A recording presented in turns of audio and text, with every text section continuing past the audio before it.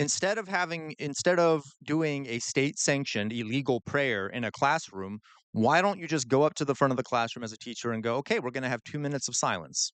If you like my content, you can become a member and click the subscribe button, and for as little, as 99 cents a month, you get access to members only, emojis and a cute little jester hat next to your name in the live streams. You can also support me on Patreon for as little as $5 a month. And click the bell icon if you want to be notified of when I go live. This We are going to be watching a PragerU video here. PragerU is being pushed by the Trump administration to be taught in schools. Several states have already adopted it as a major part of their curriculum, and Trump is considering replacing PBS programming with PragerU programming. So we'll see what this is about here. It's called Engel versus Vitali: Banning Prayer in Schools. So we're going to do a reaction here. Let us begin. Almighty God, we acknowledge our dependence upon Thee, and we beg Thy blessings upon us, our parents, our teachers, and our country. In 1951, the Board of Regents of New York recommended that New York public schools open each day with this prayer. Its intention was Illegal. to promote gratitude, good behavior, and a recognition of God's role in American life. So, okay. He says that the goal of the prayer was to promote gratitude. Gratitude towards who or what? God. And good behavior. Does one have to pray to a God to advocate for good behavior? And thirdly, here, recognition of God's role in American life. Not every American believes in God, nor does every American who does believe in the divine believe in only one God. So are we just going to ignore all the American citizens who don't believe in those things by having them do this prayer? Kind of seems to me like a violation of church and state, the separation of church and state. The parents of 10 students in Long Island strongly objected, claiming that the prayer violated their constitutional rights and the rights of their children. It did. It did. It absolutely did. As a matter of fact, in order to if you had to uh if you wanted your kid in this particular case, the parents who were complaining, if they wanted their kids to not do the prayer, they had to sign a permission slip to have the kids excused, which is putting up another barrier that the parents then have to go through to prevent the kids from hearing this. And even if they couldn't, even if they didn't, they did sign the permission slip, there's still peer pressure going on. If all the other kids are doing it, it makes it so that the kids who don't do it sort of stand out and makes them seem like they're not conforming. This is definitely a violation of the Constitution, and the violation of the First Amendment. Were they correct? Did the Long Island School District violate the Constitution? Yep. Specifically, did it violate the Establishment Clause of the First Amendment, which Yep. reads, Congress shall make no law respecting an establishment of religion? That was the question before the Supreme Court in the 1962 case, Engel v. Vitale. Stephen Engel was the lead plaintiff for the parents who objected to the prayer. William Vitale Jr. was the president of the school district. The two parties Yeah. argued over three questions. One, was the prayer voluntary? The Nope. school district said it was. No one was forced to say the prayer. A student could remain silent or be excused from Uh, class. The parents by the way, there's an easy way to fix this, folks. Really easy way. Okay. Instead of doing a state-sanctioned illegal prayer in a classroom, why don't you just go up to the front of the classroom as a teacher and go, "Okay, we're gonna have 2 minutes of silence." You know what that allows? That's good for kids' mental health, and it gives them a moment to sort of refresh their brains. If someone wants to pray, they can pray to themselves. Easy. You don't have to have a prayer that implies belief in a God, which violates people's First Amendment rights. You can easily just say, "Let's have a moment of silence." argued the prayer was, in effect, compulsory. Children can't be expected to resist peer pressure or the implicit demand of the Yep. teacher to say the prayer. Two, was it appropriate for a teacher to recite But again, they're not even mentioning the fact that if you didn't want to say the prayer, so it was enforced. And if you didn't want to say the prayer, you had to get a parent's signed permission slip to be excused from it. So if you didn't get that permission slip signed, you would be compelled to say the prayer. a government-composed prayer? Nope. The school district noted that prayer was commonplace in many government settings. The Supreme Court itself opens its sessions with the prayer, God save the United States and this honorable court. Yeah, and that's a problem that we still have in the US today. We like that God language is on a lot of things. It's on our money. "In God We Trust." The Supreme Court starts with that. I don't like it. I feel like it's an obvious violation of church and state, but other court rulings have been said basically it's a tradition and but which I disagree with, but yeah. The parents countered that school prayer violated the Establishment Clause because its purpose and effect was to promote belief in the existence of God. The answers to questions 1 and 2 both hinged on the answer to question 3. What was the purpose of the Establishment Clause? Also, so another note here, folks. Okay, I didn't mention this at the beginning. I thought he might be breaking down the First Amendment. But there's also another. They only said at the beginning there. They only mentioned the first part of the Establishment Clause where they said Congress shall make no we shall establish no religion or whatever. But there's a second part to there, or the free exercise thereof. So that means that people are freely able to worship how they want to do, and they can't stop people from engaging in religion or lack thereof the way they want them to, which is exactly what they're doing in this case. Now that he brought up the Establishment Clause, they left out the other part of it. The school district asserted that the clause was not meant to prohibit prayer in public life. It was meant to prohibit the creation of an official national religion of the kind that had existed in England at the time of the Constitution's writing. The parents Nope. maintained that the clause goes further and prohibits the government from composing and encouraging a prayer to be said in a public setting, like a classroom. This is the argument most people are familiar with, that there must be a wall of separation between church. Yep. You know who said that? Thomas Jefferson. Thomas Jefferson. And he was writing to the Danbury Methodist or Baptist, I can't remember what group it was, and basically saying, hey, don't worry, there will always be a wall of separation between the church and the state. And he's the one who wrote the Declaration of Independence. It was founded as a secular country, a country that the government was not influenced by religion. And by the way, if you are religious, you can make the argument it also protects religion from the state. Okay, so it protects the state from religion. It protects religion from the state. It was one of the first secular countries in the world. Uh, I One of the things I like about the United States is that it was founded as a secular country. Of course, that has been massively eroded.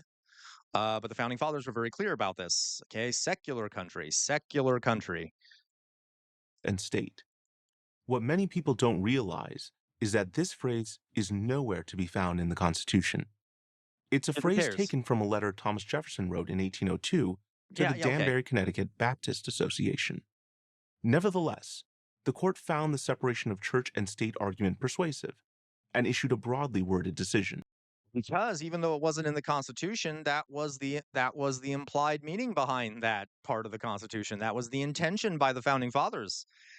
He's like, but they were persuaded. It was a bad argument. No, that's how it works. That was what was intended by it. By a vote of 6-1, the court held Losers, losers. Okay, so six of this, I think two judges didn't vote, but six of them said, yeah, that's against the First Amendment. Only one said otherwise. Okay, goes to show you that the Supreme Court was very obviously, was thought it was very obvious that this was a violation. that it was unconstitutional for the government to compose a prayer and have it recited at a public function. Importantly, the court said that the prayer was unconstitutional even if it was voluntary. And the court didn't limit its rationale to schools. It went much further, suggesting that government composed prayers were inappropriate in all public settings. Justice Hugo No, Black okay, that is manipulation there. They are not prohibited in public settings. You can pray in a public setting. The issue is when the state enforces prayer in a public setting. Okay. It is not like you can go, like if you want to go to a courthouse and say a prayer out in the open, go ahead. But the judge cannot say, everyone, we're going to pray. A teacher cannot say we're all going to pray because they're agents of the state. Okay. So this is fear mongering. They're trying to make it seem like they're trying to stop you from being able to pray. No, they're trying to prevent the state from forcing prayer down people's throats, especially in a country full of different religious beliefs and those who don't have religious beliefs. Okay. a strong liberal voice on the court at the time, wrote the majority opinion. The First Amendment was added to the Constitution to stand as a guarantee that neither the power nor the prestige of the federal government would be used to control, support, or influence the kinds of prayer the American Yeah. people can say. Based. Yes. The court took pains to clarify that its decision was not intended to display hostility to religion. Quite the opposite. The court argued that its decision was intended Fair. to protect religion from government interference. 100%. Didn't I just say that, folks? That it also protects religion from government interference. It protects religion and it protects the state. Okay. Justice Potter Stewart was the lone dissenter. I cannot see how an official religion, he wrote, is established by letting those who want to say a prayer say it. On the contrary, I think that to deny the wish of these school children to join in reciting this prayer is to deny them the opportunity of sharing in the spiritual heritage of our Heritage. nation. The spiritual heritage of our nation. Yeah. Which religion would that be? Are you?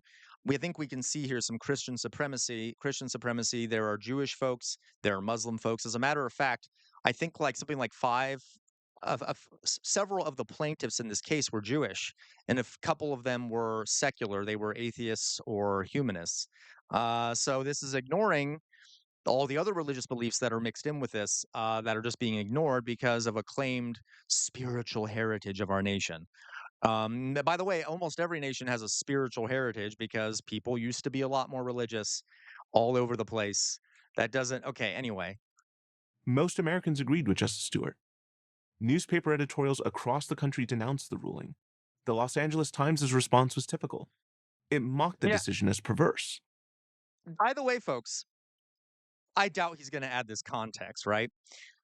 This court was already very unpopular by a lot of Americans. Do we know why? Do you all know why out there?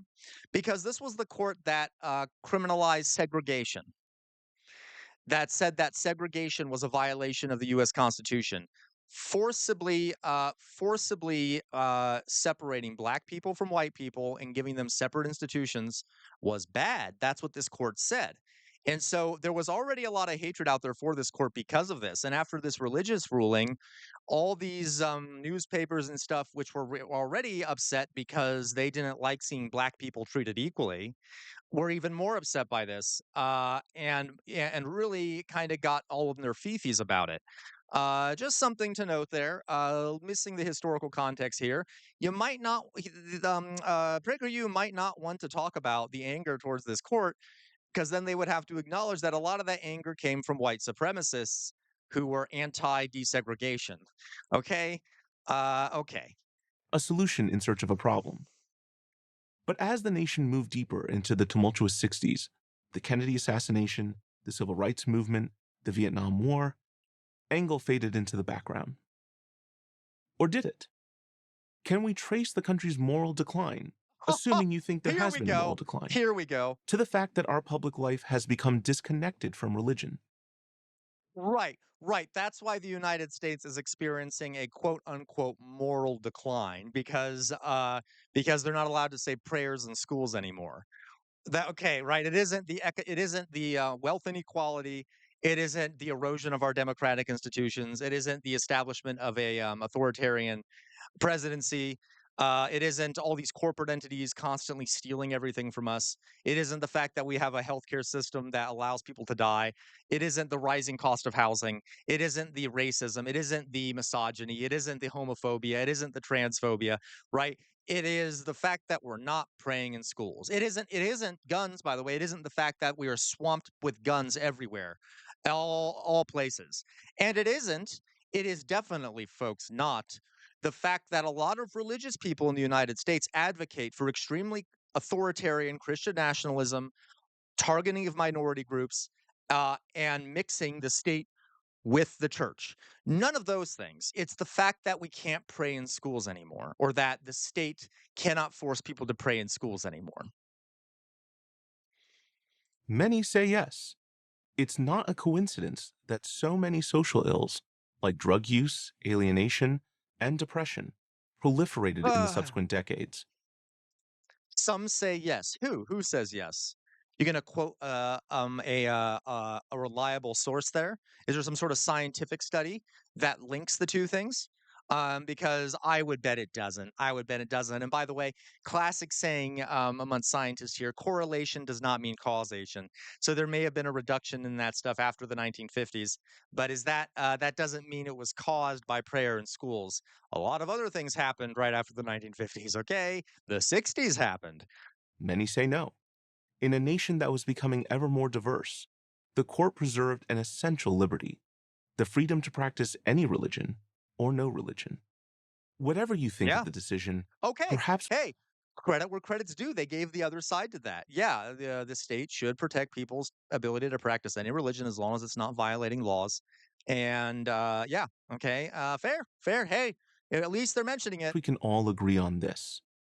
Engel profoundly altered the role religion plays in public life, making it among the most consequential Supreme Court decisions in American history. I'm Joel Elisea, Associate Professor of Law at Catholic University for Prager University. Thank Well, thank God, folks. Okay, let me see what we got here in chat. All right.